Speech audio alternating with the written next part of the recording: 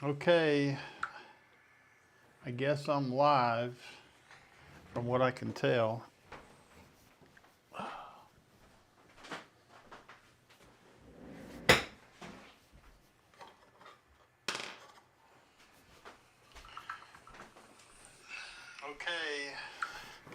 I guess I'm live from what I can tell.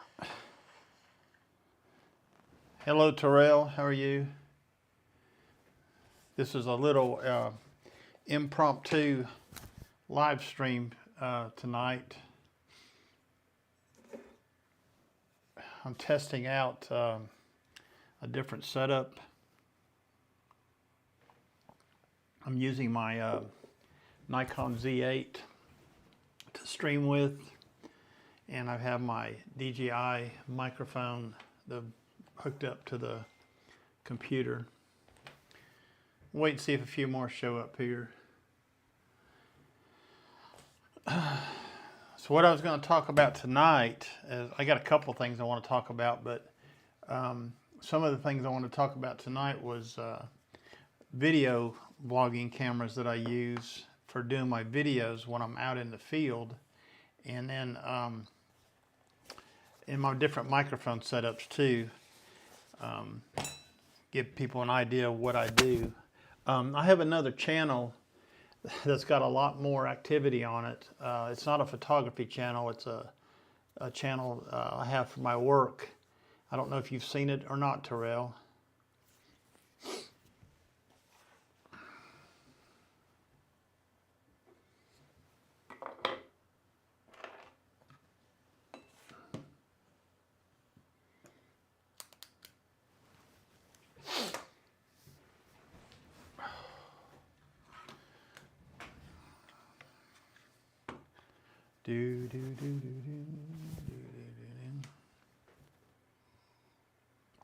Anyways, I have, we're going to start off with the vlogging cameras, and I kind of wanted to talk about the different ones, the different vlogging cameras that I use. So Terrell, if you go to a YouTube channel, all one word, okay, it's Windrock, W-I-N-D-R-O-C-K, Park TV. It's all one word, and you'll find my Trail Maintenance Chronicle channel. It's mainly stuff that I do around work, where I work at. But in there are some recent videos on that channel that are what I call the Trail of the Week, where I'm using a 2-camera and sometimes a 3-camera setup, riding around in a side-by-side, doing different angles and different shots and stuff. Mainly, so with that channel I use a lot more cameras. With my photography channel, I mainly use my DJI Osmo Pocket 3, okay? And I've got the combo kit, which came with the DJI Mic2, okay? Works really well with this outfit. Now, in previous live streams, this is what I was using to live stream with. This is all I needed. This and a USB cable to hook into the back. So I was able to hook this into my live streaming software. It picked it right up just like that. And so my last couple live streams, this is what I was using. On this live stream, I'm using the Nikon Z8 with the 24-to-120 lens on it. Anyways, this little Pocket 3 camera is a gimbal camera. I'm going to turn it on so you can see it. Okay. I consider it a delicate camera. I wouldn't attach this to a car or something and go driving down the road with it because of the gimbal up here, okay, which makes it really delicate. But as you can, when you couple this with this microphone, this DJI Mic2, this is a winning combination for a vlogging setup. If you want to walk around town and you want to do videos or even, or anything, this is a really killer combo. Now, I have had several action cameras. This is my second Osmo Pocket. The first one I had was the Osmo Pocket 2. Now it wasn't as nice as this one. It didn't have this wide screen right here where you can flip it open and you get a wide view. It had a real little tiny square screen on it, okay? So, you know, this is really a cool vlogging camera, and I use this a lot. It has an SD card slot, and then there's also some other things that come with it. This is the combo, the Creator Combo. It's a little more expensive, but you get a lot more things. Like you get this little tripod apparatus that screws onto the bottom. It has a 1/4 thread, and then this grip comes off, okay? And you can use the camera just like this, okay? It has an internal battery in it, and it'll last a good long time. So if you look at this little outfit here that I'm holding in my hand, it's pretty small, okay, to hold on to. This does 4K, okay? It's a killer camera. It does killer video, okay? Now the Creator Combo comes with an extra battery part that goes on the bottom like this one does, and it's a little bit longer than this, and sometimes I use that if I need extra battery, but I don't always. Mostly I just use what this has, and that's it. Now this handle right here, the only thing it does is it provides you a 1/4 thread on the bottom, so you can attach this to a tripod, or like I have, I'll show you what I have here. I'm gonna lay that down a second. I have a Ulanzi. This is a Ulanzi MT 79, and I have an MT 44 also, but this is more significant. Now this is a nice expandable tripod. I'll show you. The legs come out like this. Let me get that unscrewed. They fold out like this, and then this thing comes up and down. So if you want to do, you know, like a talking head video, or you want to do a selfie thing where you're standing out in the park somewhere and you want to use that for that. And the only thing is, this is a light stand. This is a light stand, so it's just got a 1/4 thread on the top. Well, I bought a K&F Concepts ball head, and I just put that on top, and it gives me a little more flexibility when I mount the camera to it. And it's a selfie stick too, if you want to just use it as a selfie stick. But yeah, that's what that 1/4 thread is on the bottom for. So, you know, this is a really good combination. Now, what I'm going to do now is I'm going to show you a couple other cameras that I use.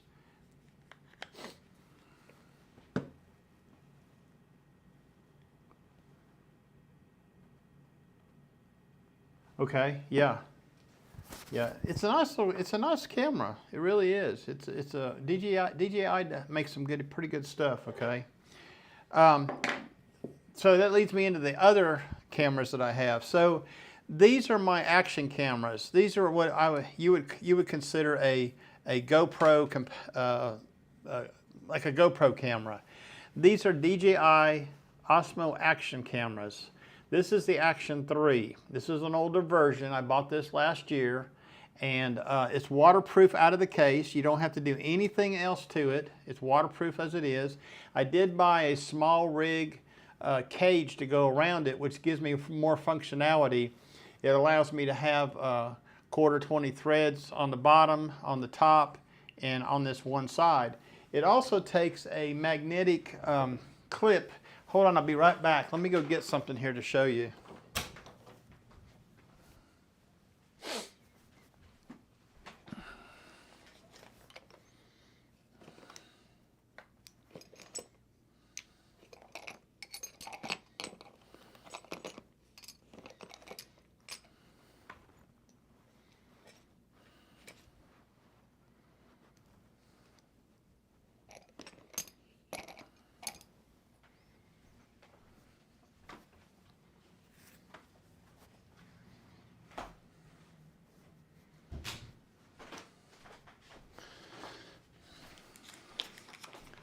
Well, I can't lay my hands on the one I was going to get to right away, but here's one that's in the package still I haven't taken out. I've got stuff scattered all over the place. So this is a GoPro type mount that comes with the action cameras, and it's magnetic, and you place it on the bottom. Okay, it's going to grab when I put it on there. See that? And you clip that in. Okay, if I can get that to, clip in. Strange. They've modified this a little bit. This new one don't want to fit this cage very well. Let me try the other side over here. There it goes. Just me. Anyways, it snaps in and locks in, which gives you a secured. It gives you a secured attachment for this, and it's a GoPro type connector, so you can mount this on anything. So I use ram mount stuff a lot. So this clamp right here is really handy for me, and what this allows me to do, I can open these jaws up and I'll show you.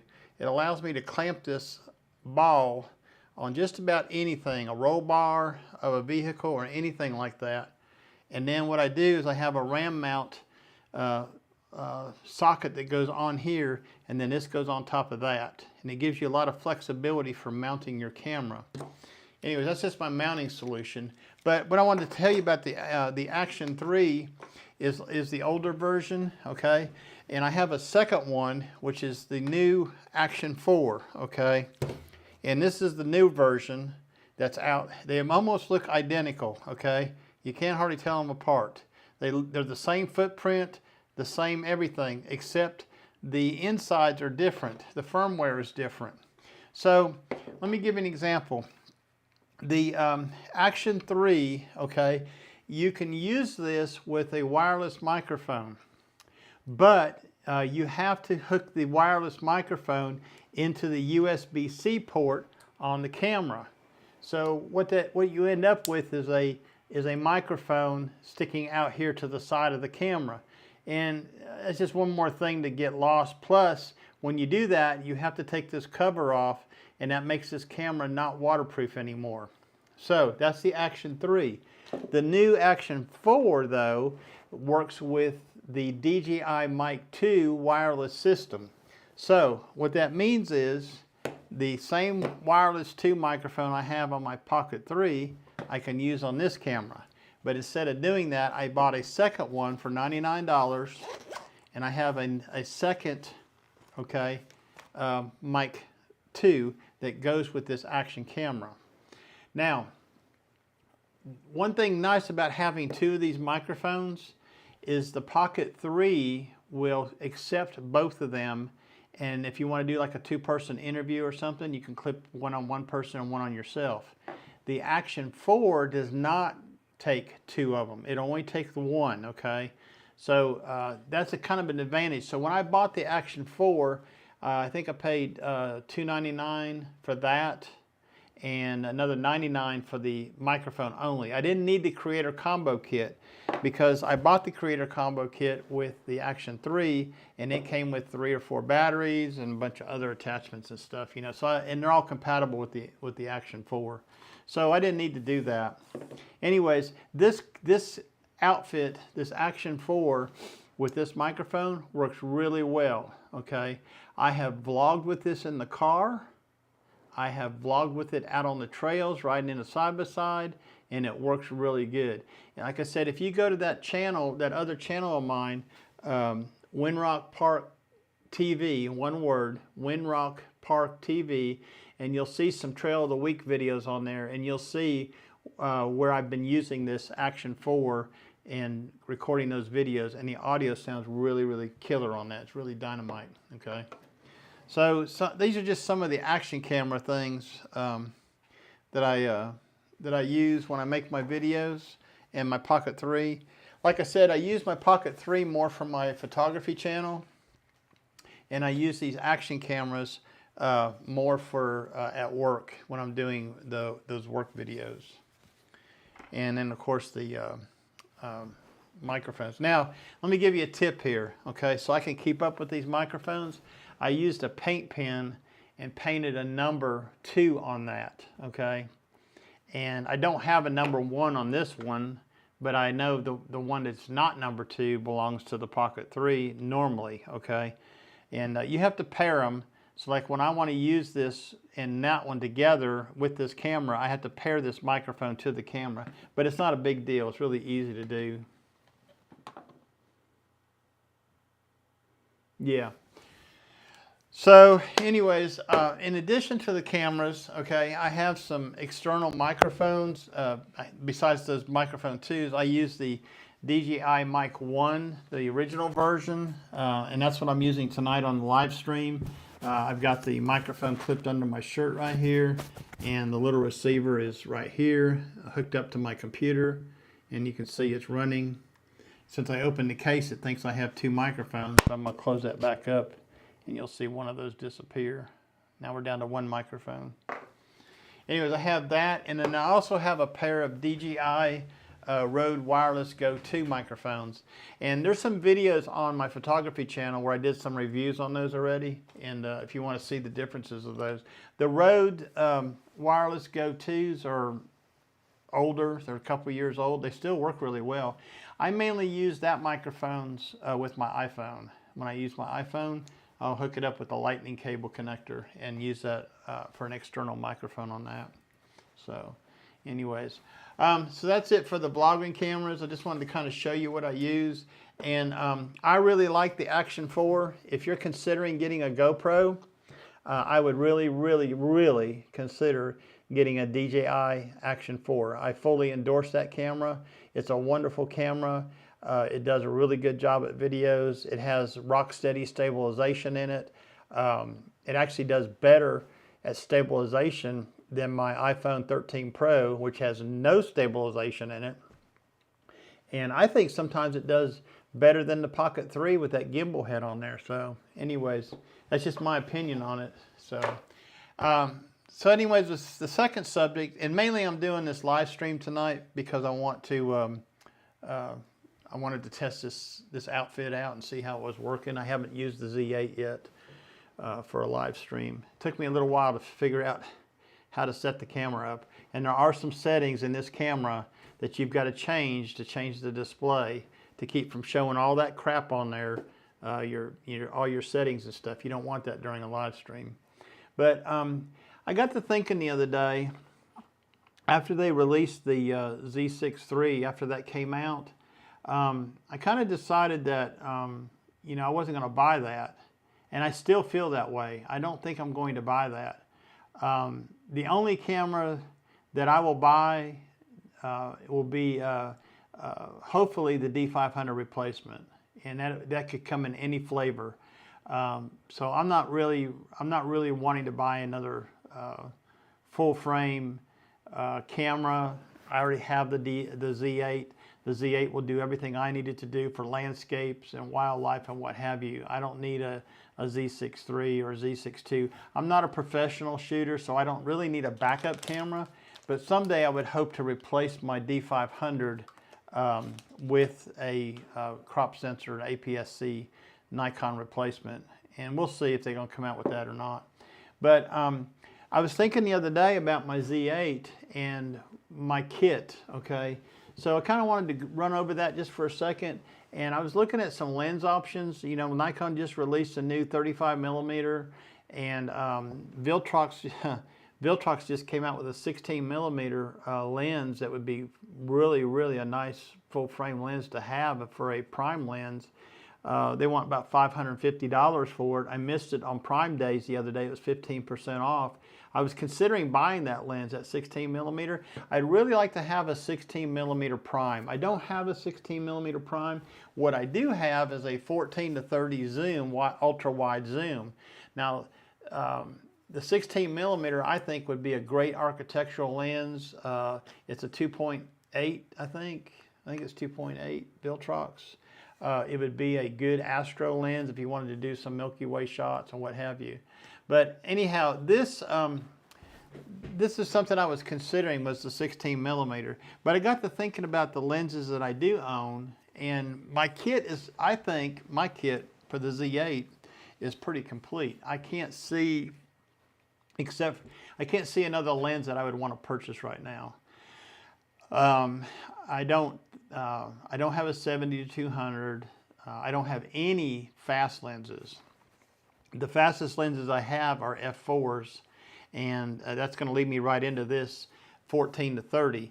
This is the very first Z lens I ever bought. When I bought my first Z6 II, this was the first lens I bought. In fact, I think I bought the lens before I bought the camera, okay? I knew I wanted this ultra wide lens for my waterfall photography and things like that. And it's a wonderful lens. It's an S mount, it's an S version, so it's got really good build quality. It takes an 82mm thread on the front, okay? It's a 14-30 zoom range, and on a full frame camera, it's perfect, okay? It's perfect for what I need to do. So this lens here will always be in my bag. It'll always be with me. I'm never going to get rid of this lens ever, okay? So this is a lens I consider to be a good pairing with the Z8 for landscape photography, okay? Now, recently, and I can't show it to you because it's on the Z8 right now shooting this video, but recently, when I bought the Z8, I bought it in kit form, and I bought the 24-120. Now, I was considering the 24-200. So the 24-200 is not an S lens, but it does have VR. The 24-120 is a S lens, but it doesn't have VR. I don't know why, but I'm not too worried about that. The 24-120 was what most people on the Facebook pages I was on asking about lens choices was recommending. They said the 24-120 would be the lens I would want to get. It's a sharp lens, it's a good lens, and what have you. And that's what I bought. So when I bought the Z8, I bought it in kit form because it was cheaper to get the lens that way. So I had that lens and that camera, and then I also had another lens, was a 24-70, which I purchased in kit form on the second Z6 II I purchased. So I had these two 24mm to whatever, 120, and one was a 70 lenses laying around. So after using the 24-120 for a while, I decided I didn't need the 24-70 anymore. They were both f4s, and I decided I would sell that. So I had sold one of my Z6 IIs back in February and got rid of it to MPB with anticipation of purchasing the Z8. It was part of my Z8 funding. So I still had a second Z6 II and that 24-70 f4. So last month I decided to go ahead and unload those and send those off to MPB and sell those. I got a pretty good price for the Z6 II.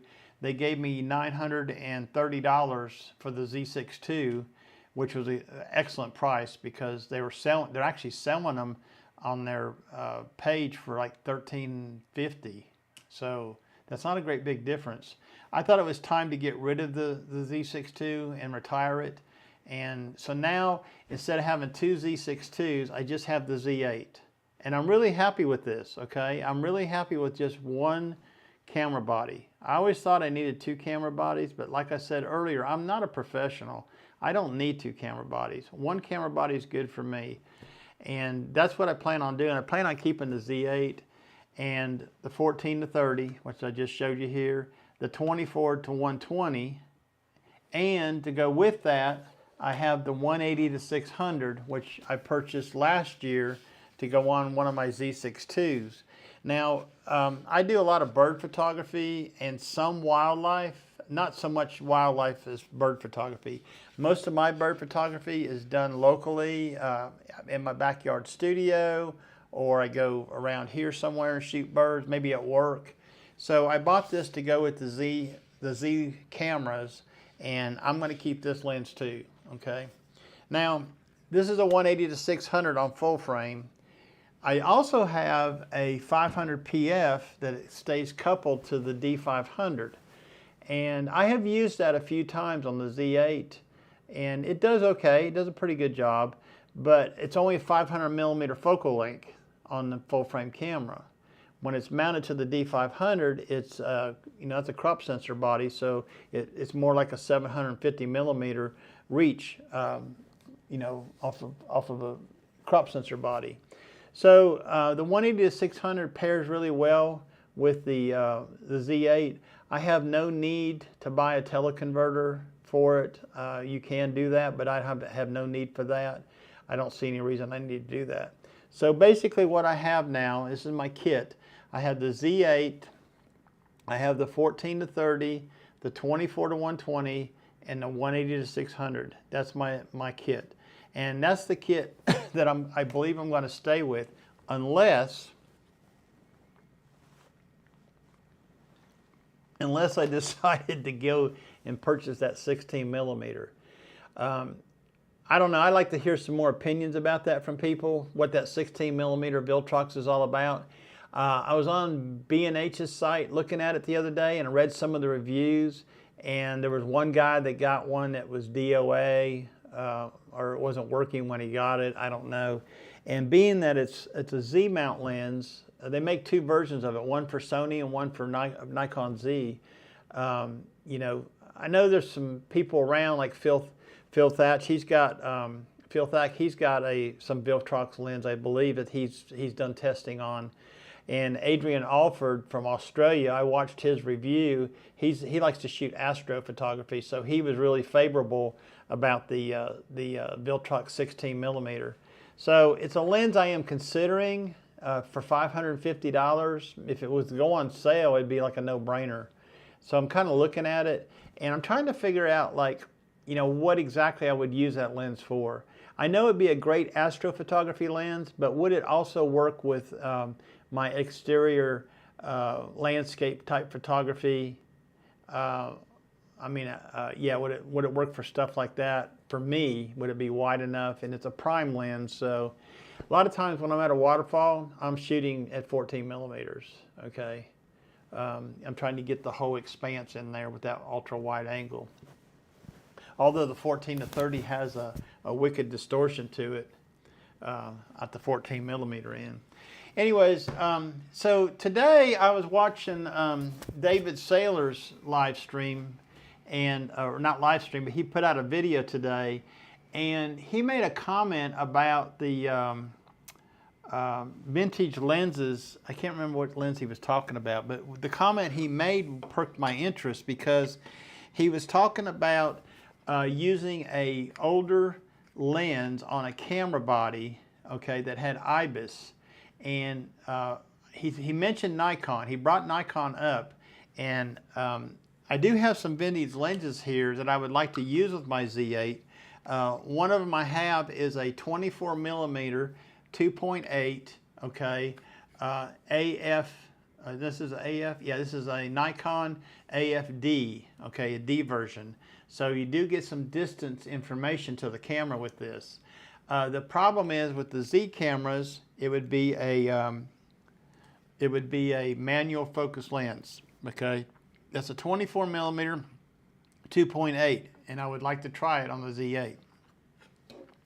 I also have a 50 millimeter 1.8, okay, AF lens. This is not a D version. This is an AF lens.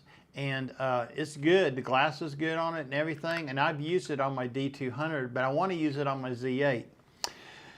So David said today in his video he put out that if you put this on a Nikon mirrorless camera that has IBIS, you need to set up your CPU lens information so the camera knew what what the minimum f-stop was of the lens in order for the IBIS to work. Now, I haven't tested this yet, but he did bring this up, and I found it very interesting that I have not done this yet. I have not put these lenses on the Z8 yet. I did try them on the Z6 II, but I didn't really try them on the Z8.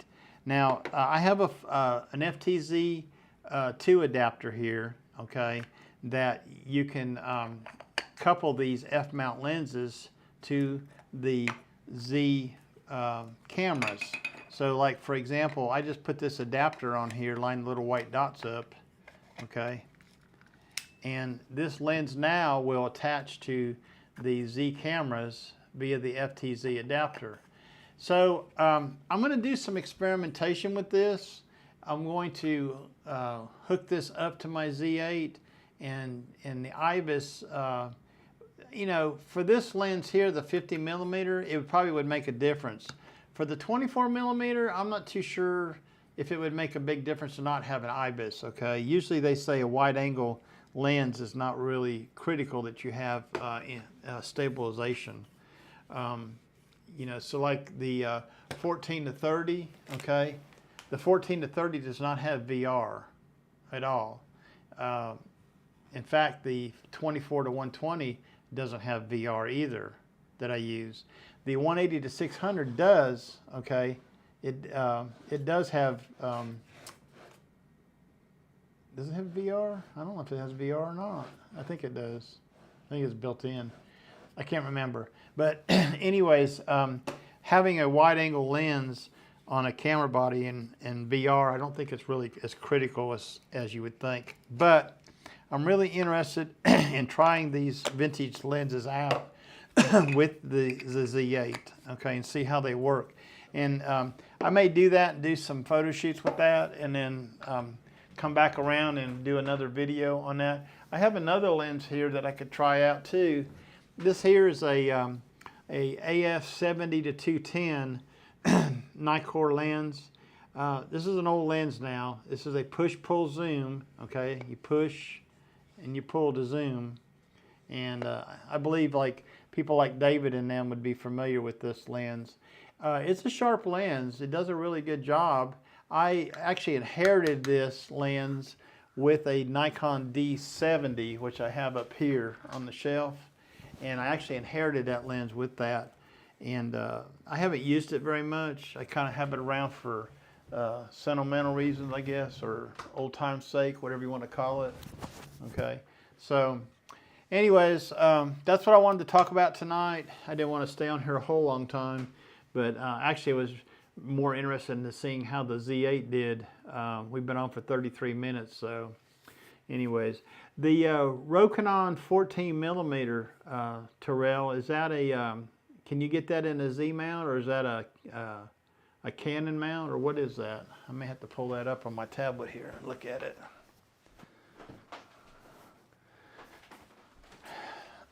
I'm more concerned about glass quality using on a 45 megapixel sensor.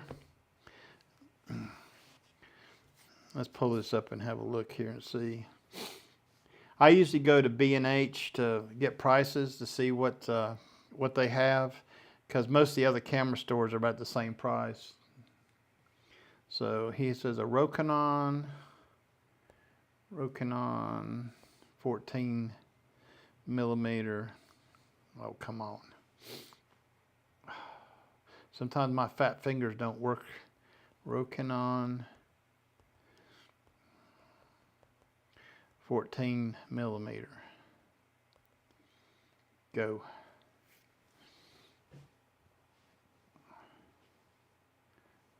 Oh, that's not good. I'm gonna make this work here. Just hold on a second, okay? Stay with me. Okay, don't get bored and leave.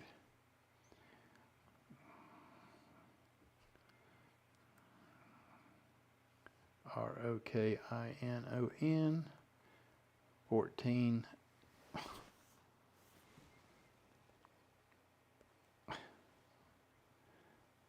I don't get it sometimes. Let's just type in Rokinon.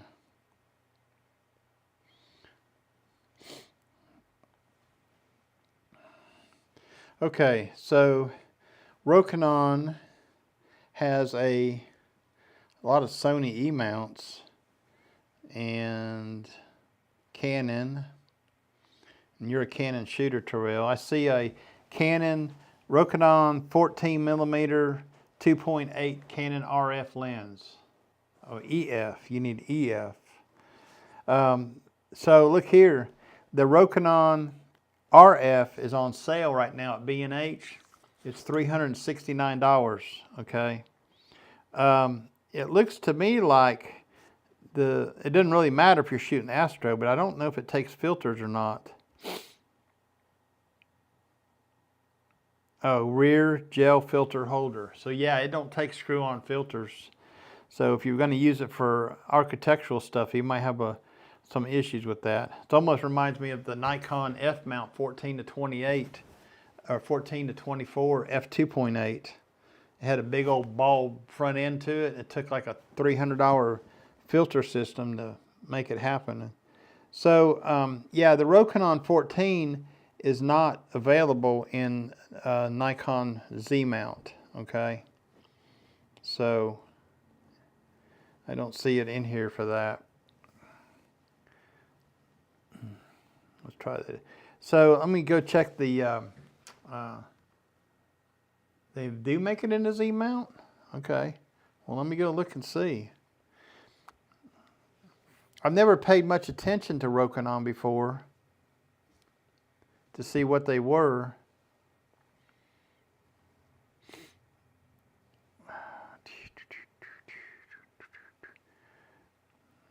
Row.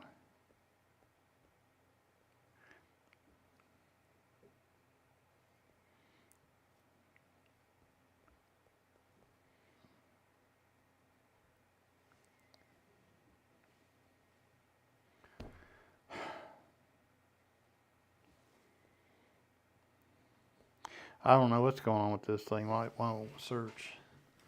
Oh, there's Phil.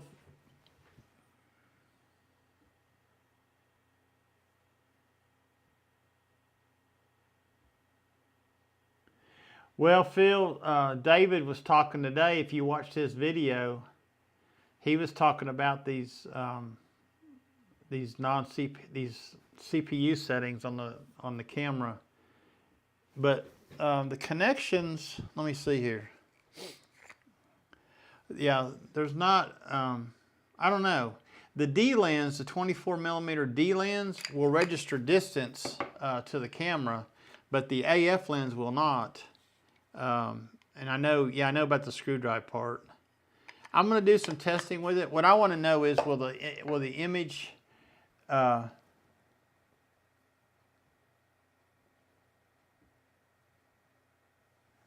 okay, so what you're saying is the CPU lens settings would be for older lenses like AIS and AS lenses? Or maybe David was using a I don't think David was talking about another lens. I don't think it was a Z lens he was using. But he did bring up Nikon, though. He did mention that. Okay. He did mention that.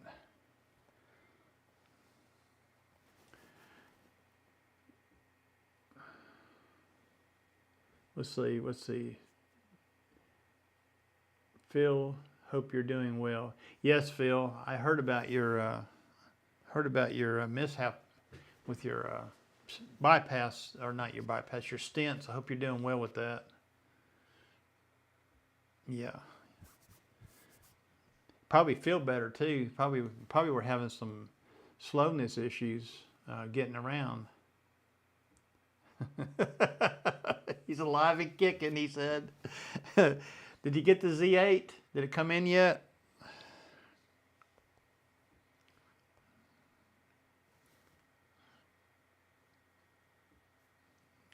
So let's try this again.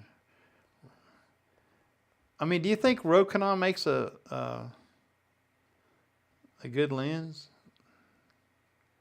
I don't know. I've never paid much attention to them. Yeah, you're gonna love it, Phil.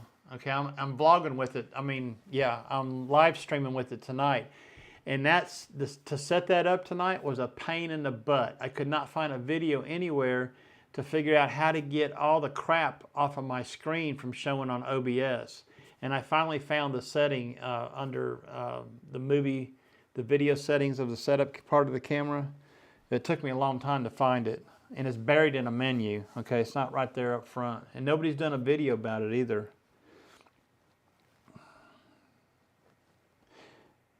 Phil, which Viltrox lens do you have that you've tested?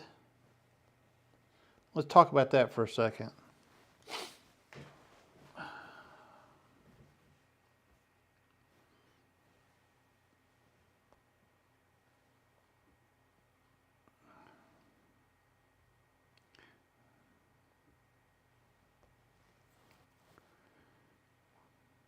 Well, I don't know what's going on with my tablet tonight.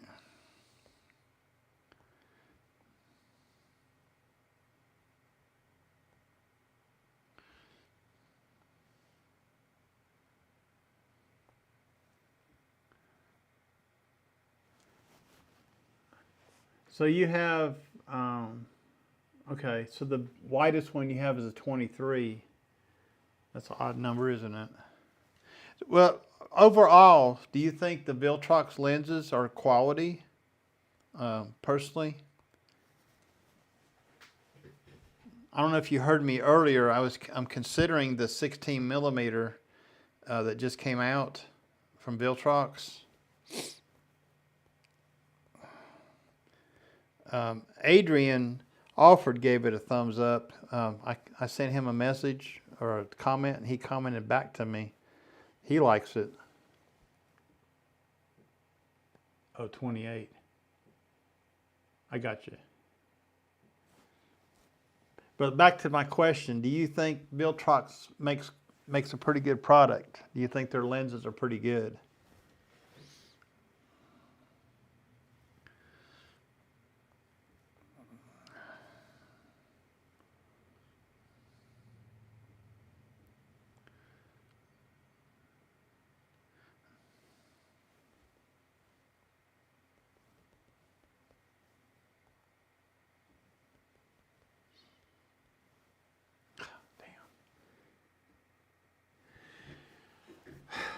Okay, well, yeah. Well, if you did have the 16 millimeter Viltrox, what would you use it for?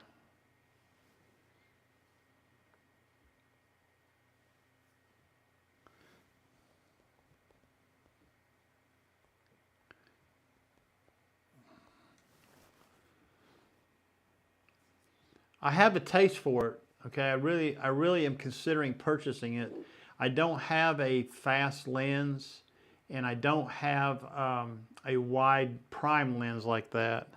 Okay, and the 14 to 30 is a really good lens, but when I use it for interior real estate shots at 14 millimeters, I have to be very careful because the distortion is horrendous on it.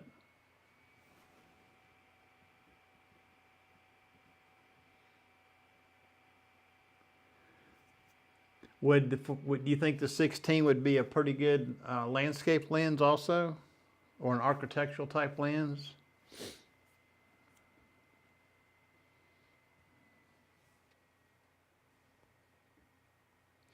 So the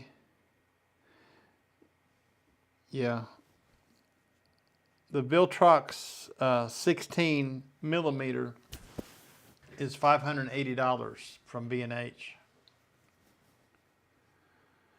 Yeah, well, I kind of posed that to Adrian Alford. I said, you know, I got the 14 to 30, and he said so did he. He had it too, but I know Adrian is bigger into astrophotography than I would be. I've done some Milky Way shooting, and it's okay. It's not my forte, and you know, it's not really my thing. I want to go out there and spend half the night sitting out on a rock somewhere in the middle of nowhere. It's cool to do, and I've done it a couple times, but I'm not really interested in doing it always. And I need to. That's a 16 millimeter 1.8. Okay. It goes from 1.8 to f/22.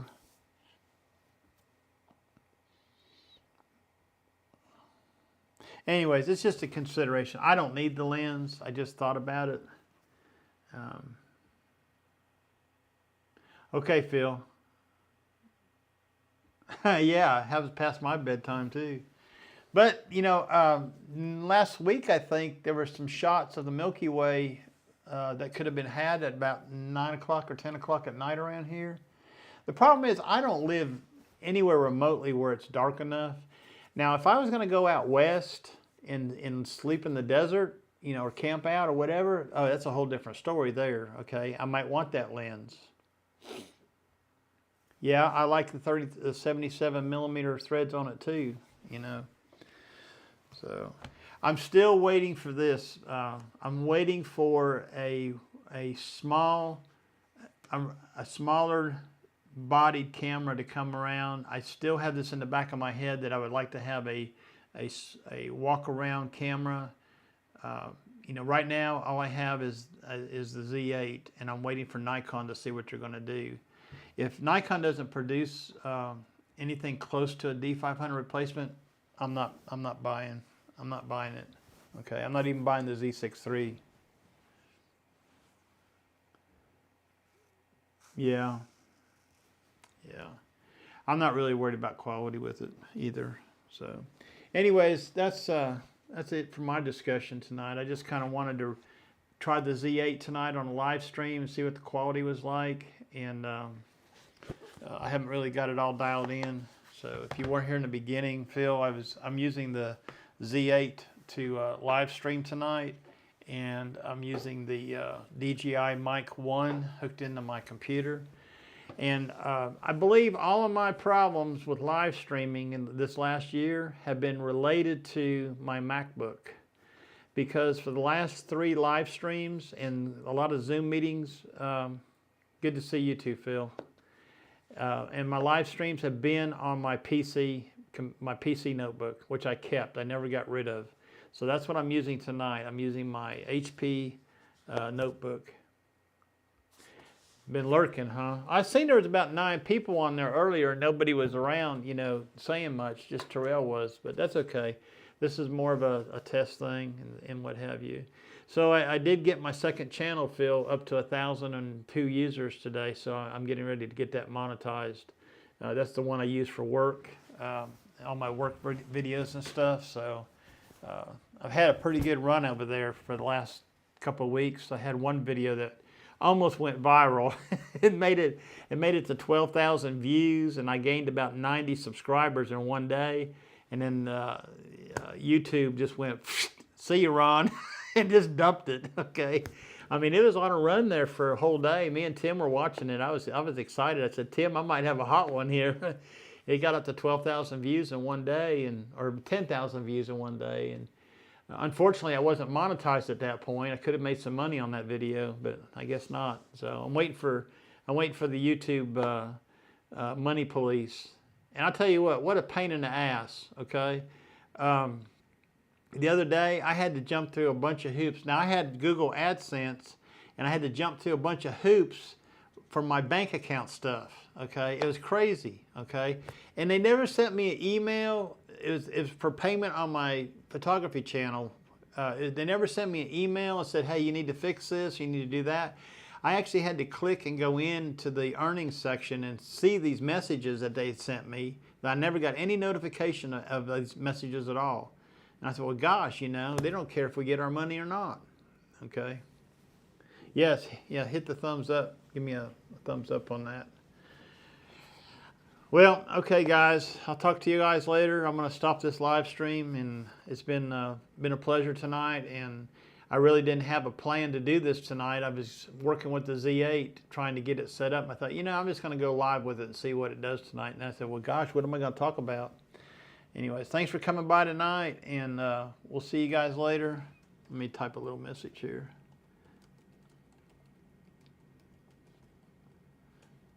I really appreciate y'all. I like doing the chat on my computer keyboard better. Night, Terrell. Good talking to you too. And whoever else is here, there's 5 people here, so good night.